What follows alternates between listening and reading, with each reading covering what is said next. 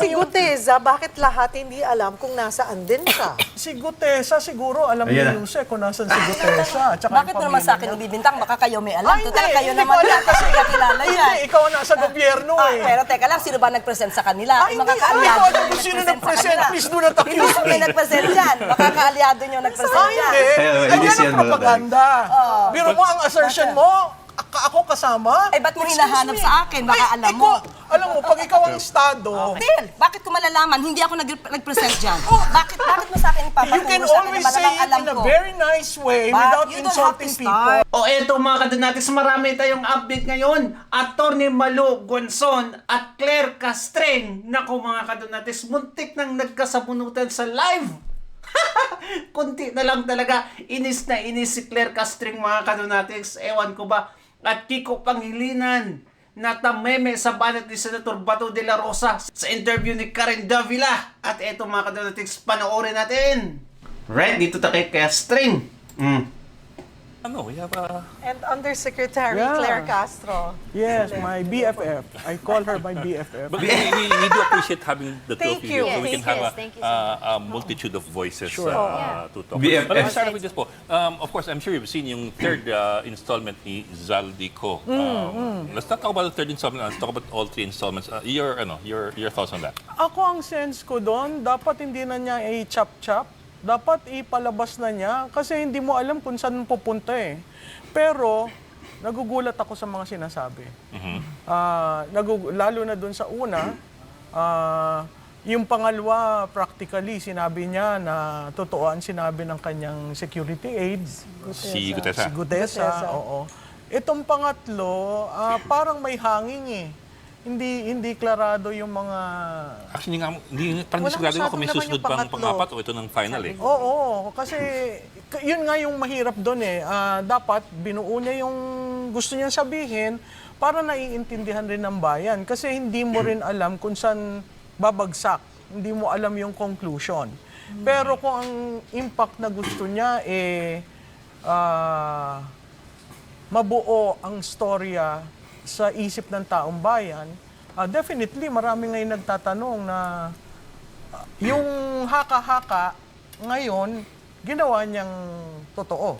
But yung assertions niya, 100 billion in insertions, that's one. The other one, of course, is Tahimik si Castreng. Tinan yung mukha ni Castreng mga kadanatis. Tahimik. so many billions being delivered now both to 56 billion ang to sinasabi niya. the president and to Martin Romualdez. Na-substantiate ba ang mga allegation niya? Kasi kung babasihan mo yung kay Gutesa, he Totoo. practically gave the evidence.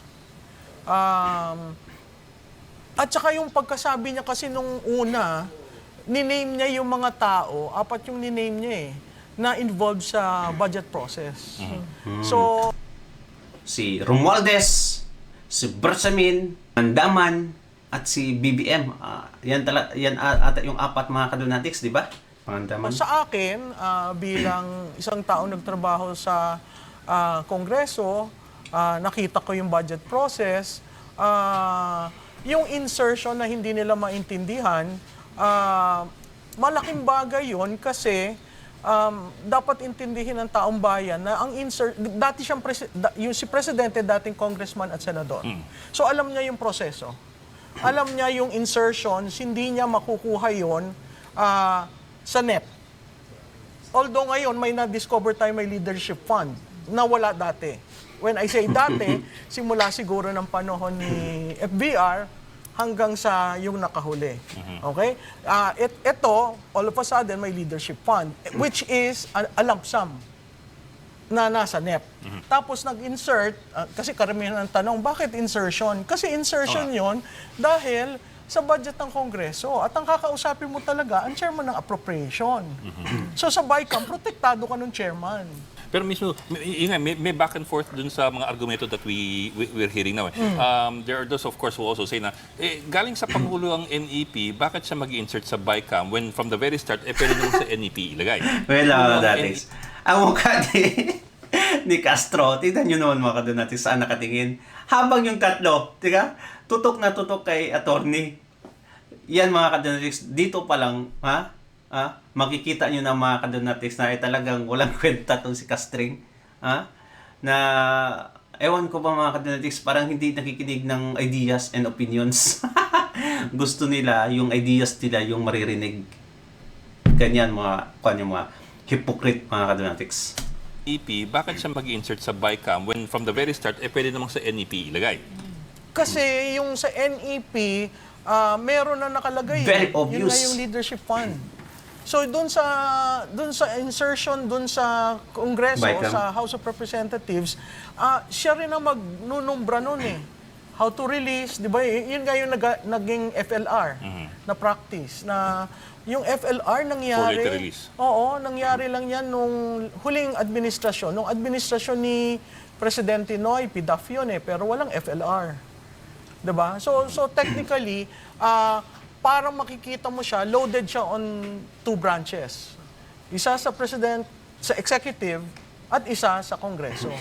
But what I'm asking po is, why would the President have to go through the BICAM insertions when he could have just stuck it in dun sa National Expenditure Program Because the before BICAM, nobody submission to sees the Congress? BICAM. The NEP is, Yeah. there's a budget call. Very obvious. Agencies present their budget, right? It's very transparent. Sa Kongreso, when it comes to BICAM, It sila becomes a lang fake. yan Apat eh. lang yata sila doon na Oo, miyembro. sila lang sinasabi yan. ni Congressman Kaya yung call na gawing open ang BICAM resonates. Kasi sandali lang, paano nangyari yan? Bakit pag naggawa ka ng variance analysis, makikita mo sa BICAM, ba't lumobo? Saan nang Tama. galing yan? Actually, hindi naman po sa BICAM. Sabi na sa small committee nangyari. Sa small committee, yeah. Pero yung Totoo. small committee, Mga kadonatics, di ba?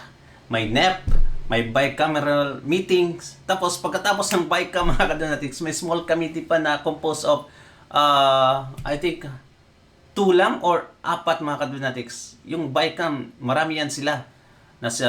Kasama nga sila ehersito dyan mga kadonatics. Si Jinggoy, yung dalawang ehersito, si Chis Escudero, at basta marami yan sila mga kadonatics. Pag doon na sa small committee, doon na talaga sila Grace Po, Martin Romualdez, Zaldico. Yan na lang yan sila mga kadonatics sa small committee. Di ba? Ganyan katindi. meeting yun, Doon sa small loaded committee na nangyayari. dahil ang House ang power of the purse. So si Senate can only realign. Di ba, ang sinabit ng presidente, you cannot go beyond the total, you can realign. Yun yung rule sa budget process natin sa admin code. What do you have to say about, sinabi po kasi na, bakit po kailangan pa mag-insert yung 100 million when in fact, nag-veto po yung presidente natin ng mga infrastructure, 194 billion. Well, yung veto kasi, kailangan niyang gawin yun dahil napuna nga na mayroong mga insertions. Tapos, yung veto na ginawa niya, hindi naman, may mga na-release doon sa na-veto. So, Hindi absolute. In fact, even as we talk now, yung FLR, may na-release. May na-release especially during the campaign period. The midterm campaign. In the midterm elections.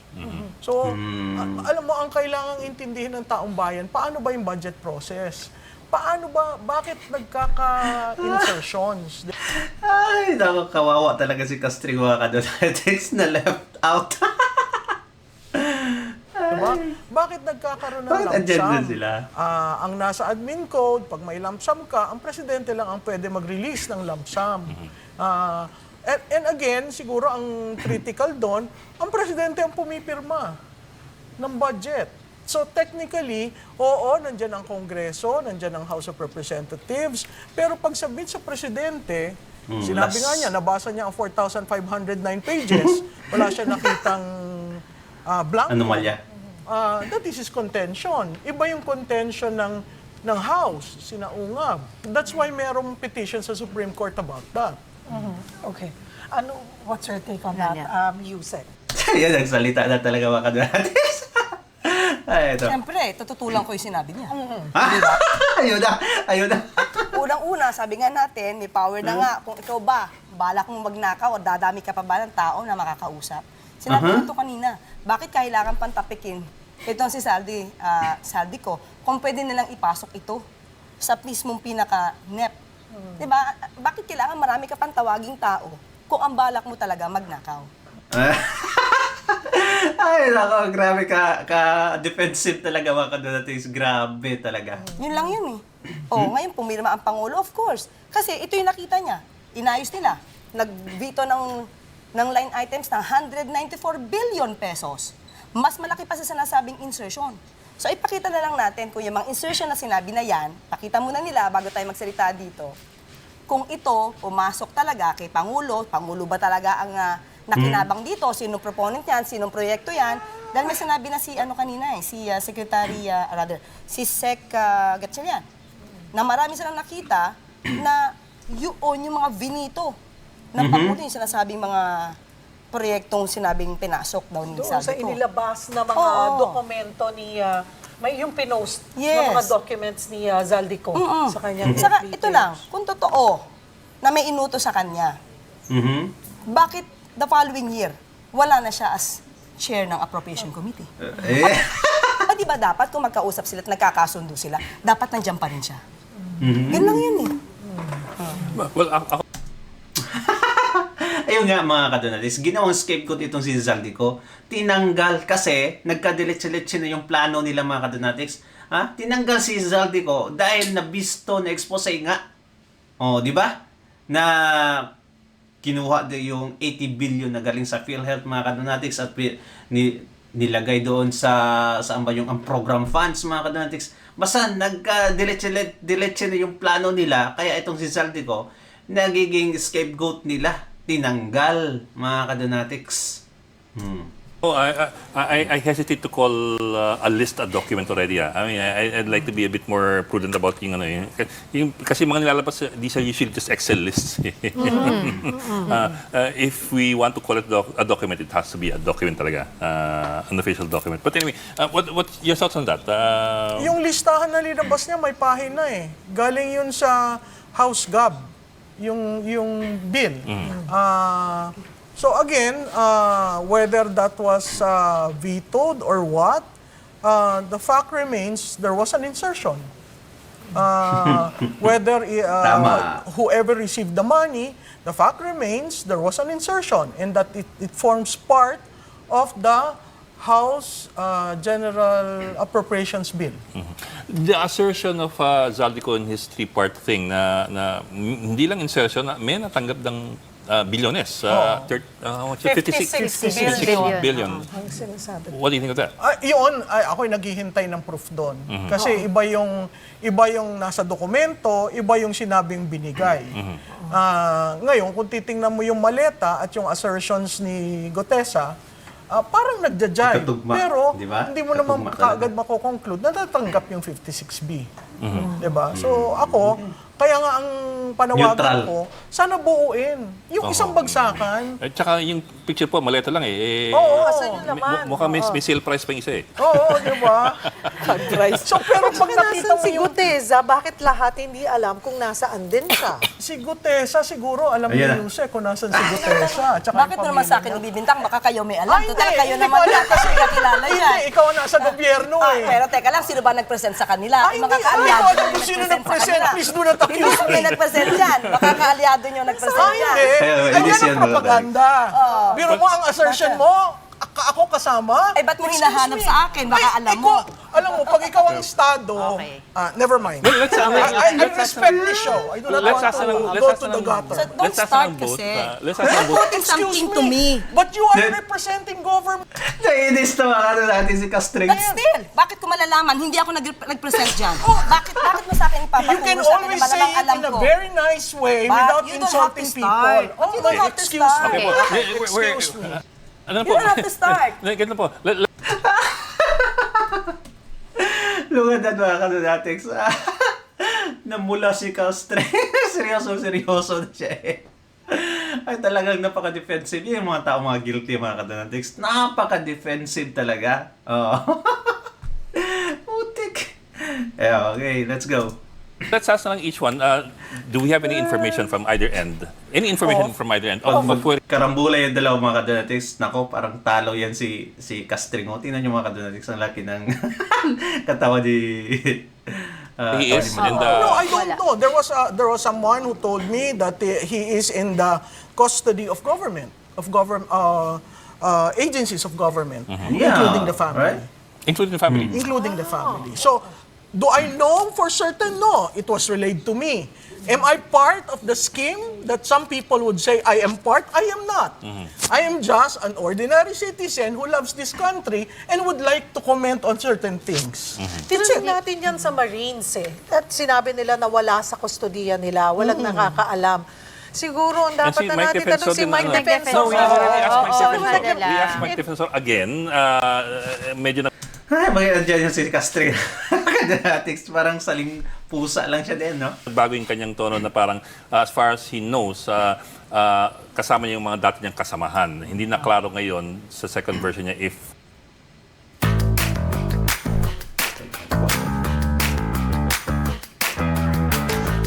we're talking about active duty or mga retired. Diba? Paano mo masasabing nawawala siya or hindi natin siya makita? Meron at meron nakakaalam kung nasaan siya. And base doon po, not sure, ito, bilang lawyer Yuse Claire and Ms. Malu, gaano ngayon kahalaga siyang makita base doon sa mga sinabi rin ni Zaldico. Zaldico. Alam mo, Cheryl, mahalaga. Kasi siya yung unang nagsalita sa Senado ng utos sa kanya. Di ba? Nagdala ng pera. Yung mga sinabi niya doon, napakahalaga yon. Ngayong ang kanyang principal ay nagsabi na totoo na yung ginawa ng aking mga tao. Kung hindi ako nagkakamali, pero hindi niya itinawit ni Guteza ang Pangulong Bongbong Presidente. Marcos doon. It was only As yung far as kanyang... the Martin Romualdez. it was just House Speaker, dating House Speaker Martin Romualdez. Cheryl, napakahalaga na Para sa akin ng mga kadonatics, pag niya dinapay yung presidente that time is parang limited lang talaga yung information niya. Siguro sa tingin niya kadonatics that time na kung isasali niya pa ang presidente talagang may explode talaga mga kadonatics at hindi siya paniniwalaan. Ngayon nga, yung si Romualdez nga lang ang nadamay mga kadonatics, hindi siya pinaniwalaan. Di ba? Ngayon, lumabas si Zaldico. Ayaw pa rin paniwalaan mga kadonatics kahit nagkatugma yung mga informations nila. Yan, grabe yung government mga kadonatics, ha? Klarong-klaro na lantaran yung kawatan nila mga kadonatics pag nanakaw nila, pero andyan pa rin, ha? Total denial pa rin. dapat yung sinabi ni Congressman Ko, buuin niya. Yeah. Huwag yung striptease. Kasi mahirap yung striptease dahil subject to interpretation ng bawat isa. Hindi mo nakukuha sa ba talaga babagsak o dedireksyo yung kanyang mga sinasabi. Ano pong I think they masasabi? both agree naman, at least as far as that's concerned, dapat kung may sasabihin na lahat. Tama ba? Parang sila- Hindi ka nag-agree si Sabi- Claro? Series nga kasi meron silang binabalak siguro. Series lang to. It's definitely a drama. yung Drama? Drama? Ay talaga naman mga kadudatis. Grabe talaga no? Nakakaya itong kastring na to. bakit hindi na lang siya umuwi? Kasi may mga puna, syempre bigyan natin ng boses yung mga mga kababayan natin na nasa social media, mga pinopost nila, no, na kung handa ka nang sabihin lahat, isiwalat lahat, handa kang harapin yung mga ginawa mo, bakit hindi ka na lang umuwi? Regardless daw na may banta sa buhay niya. What? Anong klaseng tong mga tao mga kadunatics? Ay, papatay ka na. Tapos, puntahan mo pa yung mag-assassinate sa iyo mga kadunatics. Ang klase talagang utak, no? Di ba? Ha?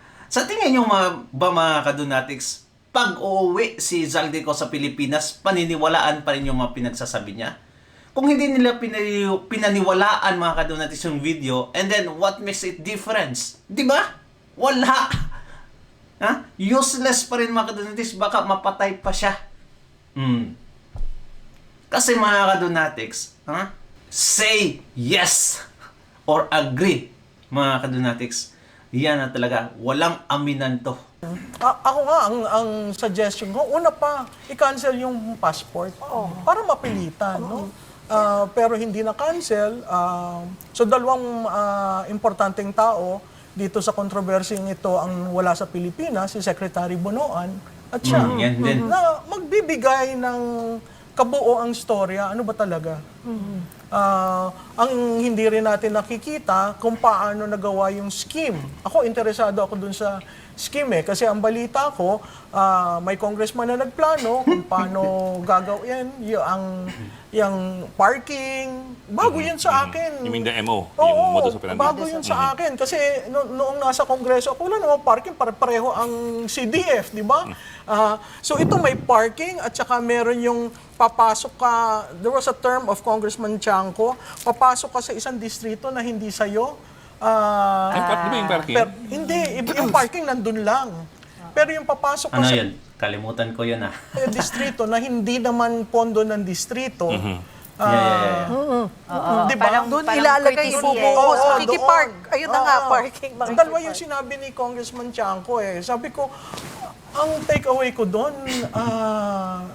very systematic yung ginawang operation dyan sa mga yan na lumalabas na ang pondo ng bayan napunta kung saan. Sa akin, ang very particular sa akin, kung may ghost project, ba't hindi file ng kaso? Ghost na nga What evidence? What proof do you need? Yes. Hindi nag-exist. Nasa papel. Nasa NCA, nasa SARO, dapat dito merong proyekto. Pupunta ko doon, wala. Bakit hindi kaagad file ng kaso? Tapos, klarong-klaro yung proponent, ang district engineer, andun. Sila yung mga kadonatics ang nag-hold ng project na yon. Wala pang kaso until now. Klarong-klaro na. Ano pang hinihintay nila mga kadonatics? Another script? What the heck? It's 482 ghost projects out of the 8,000 plus. Sa akin, material yon. Kasi, at least nakita ng taong bayan, yung ghost project na filean. Na may umusad. May Oo, umusad. 110 days na. Di ba? Meron Hindi- Alam na kung sinong contractors. May na-file na po.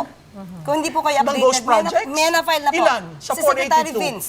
Ilan ang 482? Hahanapin ko po sa kanya, pero may na-file na po. So, wag po tayong, kasi medyo misleading po yung sabihin na Nag-react. sa ilang araw wala pa pong nagawa. Meron na pong sampahan ng kaso. Kaya nga ang tinatanong ko, ilan? Kaya nga, bibigay ko po Just sa inyo to yung be fair detalye. with facts, 482 are ghost projects and nobody has even informed the public that out of the 482, 50%, 30%, 10% have been filed. Nag-ano po kami, nagre-report po kami even during the press briefing. Ibibigay ko lang po sa inyo dahil hindi ko lang po dala yung detalye ngayon dahil hindi ko po alam na makakasama ko kayo. So bibigay ko po kayo ng detalye pero siguro kung nanonood po ang karamihan ng press briefing, nandoon po yung mga reports namin. Na-set up pala itong si Castring mga kadonatics. Grabe talaga ka-defensive itong bruhang to mga kadonatics. Well, anyway, let's go on to Kiko Panghilinan mga kadonatics interview by Karen Devle. At eto mga kadonatics, nag-react si Kiko Panghilinan sa banat ni Senator Bato de la Rosa patungkol sa Piklawan at Dilawan mga kadonatics. Bakit tahimik sila ngayon? Eto, panoorin natin. Okay, I want you to react. I know you have already on Facebook, but Senator Bato de la Rosa, essentially his comment was, tahimik ang Piklawans at komunista sa Sila expose tahimik ni naman. Zaldico. Strategize muna sila how to appear righteous and anti-corruption kuno. At the same time, prevent the downfall of this government from which they benefited a lot. Ayan na. Well, like I said, no, kayo talaga sa media gusto nyong magsabong kami ng mga senador, ha? Pero Ayan na mga kadonatics. Kahit ito si Kiko Panghilinan, defensive din, di ba? Yan yung mga guilty. Tahimik talaga sila mga kadonatics. Sa panahon ni Tatay Digong, ay grabe. Basta patungkol sa mga Duterte mga kadonatics, lahat na lang ibabaton nila, tapos araw-araw sila tumatahol. Pero ito, grabe, lantaran yung pagnanakaw. Nako! May magsasalita lang yan sila mga kadonatics pag na-interview, pero yung in their own volition, yung sariling intention talaga nila mga kadonatics, pugsain talaga yung mga corrupt. I think they also benefited mga kadonatics. banggit ko nga na hindi tayo nananahimik, tinitimbang natin ng maayos because kung Hanggang kailan kayo mag-weigh? tutuusin itong mga serious charges ni Mr. Ko, apart from kasi gusto natin makuha yung mga sagot sa mga tanong natin, di ba? Na sino pa talaga ang nasa likod nito? Mananagot ba ang dapat managot? Nasaan pa ang ebidensya? Where does the evidence lead us? Pero kung hindi siya haharap, maraming tanong pa ang naidagdag dun sa kanyang testimonya. So, Of hindi course, tayo hindi kayo pwedeng maniniwala. basta-basta mag-conclude on the basis of itong 3 parts. So yun ang posisyon natin. No? We are not quiet. In fact, for the longest time, basta corruption ng issue, hindi tayo umaatras. No? To cut that mga kadonatics, di ba? Ganyan magsalita yung mga walang mudo. Ganyan din magsalita yung mga walang pakialam mga kadonatics sa korupsyon. Oo. Okay. Yes. Okay, Senator, kasi hindi po tulad ng mga humaharap sa Senado, they take an oath, right? They take an oath. Kapag nagsinungaling ka sa Senado, you could actually, pwede ka sampahan ng perjury, no? Perjury? Tama, pwede. correct. Pero ito kasi, I think, hindi ito signed affidavit, hindi ito notarized. Ano ang pwedeng gawin ni Zaldico to make his testimony of probative value to the Senate or the ICI? Well, nabanggit na ni Senator Ping Lacson yan, no, is you go to the consulate or the embassy, you sign an affidavit, di ba, in front of the consular office who are authorized and empowered, to administer oaths. So, yun ang pwedeng gawin. Let him reduce yung kanyang presentation into affidavit form and swear before a consulate official. At pwede niyang isubmit pagkatapos. And then we will take it from there either sa Senate Committee on Public Accountability, yung Blue Ribbon Committee, and of course, ang Ombudsman at ang Department of Justice. Okay. As far as we know mga kadonatics, kahit pa may affidavit, kahit pa nag-sworn witness pa yung mga kadonatics, kahit pa yung nag-take oath, pag ayaw nilang maniwala, ay talaga mga kadonatics, wala na, sirado na yung pag-iisip nila. Hindi na yan paniniwalaan mga kadonatics. May affidavit nga si Gutesa, mga kadonatics. Ano ang ginawa? Kinwestiyon pa yung affidavit. Kinwestiyon. Akala ko ba, nag-under oath na nga yun, may affidavit pa, dalawa ng mga kadonatics. Pero yung affidavit yung kinwestiyon nila, na pwede namang kahit walang affidavit mga kadonatics, basta nag-under oath ka. Yun yung sabi ni Atty. Marcoleta. Pero, ang ginawa nila, kinwestiyon yung affidavit. Ping Lacson talaga, ay nako. Okay, if he does not do that, is there any value in Zaldico's expose? Well, meron naman. It can be, kasi fact-finding naman, di ba? Ang trabaho ng ICI. So, pwedeng maging basihan ng dagdag na fact-finding, at least GIA or guidance, may mga nabanggit siya. In fact, may mga nagpa-fact-finding na eh. Can you imagine mga kadonatic, ICI ang magpa-fact-finding, finding. Tapos sino ang nagbuo ng ICI mga kadonatics? Si Marcos de Junior. Tapos sinong inakusahan? Si Marcos de Junior. Sa tingin nyo mga kadonatics, sa tingin nyo ba, ilalaglag ng ICI si Marcos de Junior mga kadonatics? Ay siya nagbuo ng investigation na yan? Wala talagang kwenta tong mga kadonatics. Like, walang sense magsalita. Dapat may separate investigation kasi kasali na yung presidente. Yung ICI na yan, nagiging useless ngayon. Bakit? Noon pa naman mga kadonatics, useless na yan. Dahil si De Junior ang nagbuo. Mas ngayon, mas naging useless pa talaga.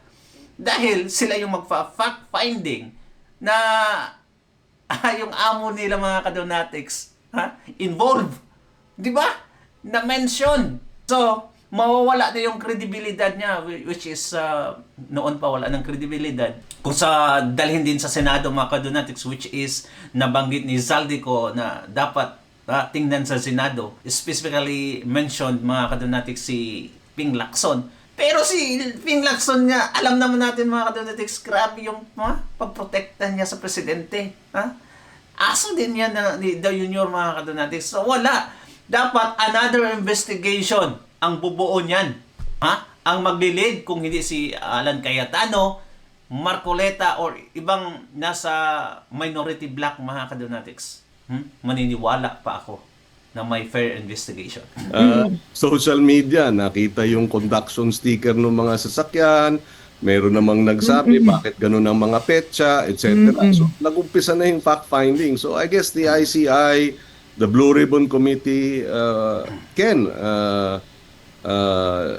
how do you call it, be guided Grabe yun, by dami. these revelations and then take it from there and do its own fact-finding.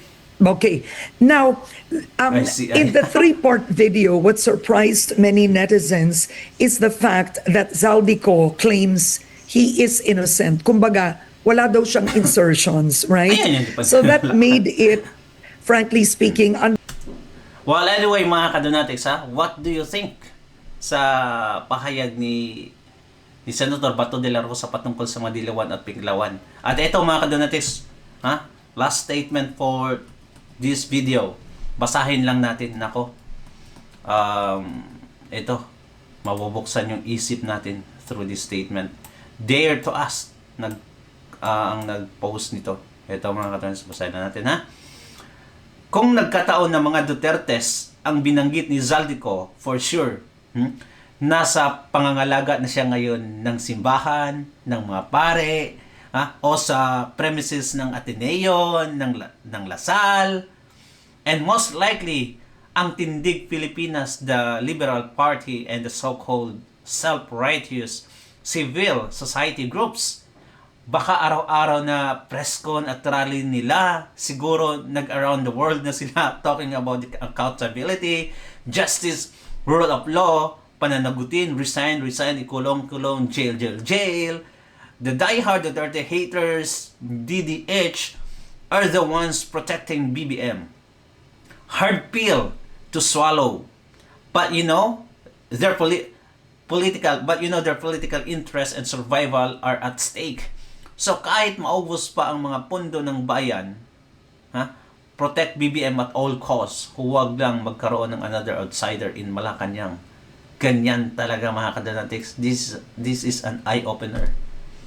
Pag ang mga Duterte nabanggit mga kadonatics ni Zaldico, ay grabe. Hindi ko na alam mga kadonatics kung anong gagawin nila. They would do whatever they wanna do mga kadonatics. Para lang mapanagot itong lahat ng mga Dutertes. What do you think mga kadonatics? Comment down below. God bless you and ingat palagi mga kadonatics. Don't forget to subscribe and like this video. Bye-bye.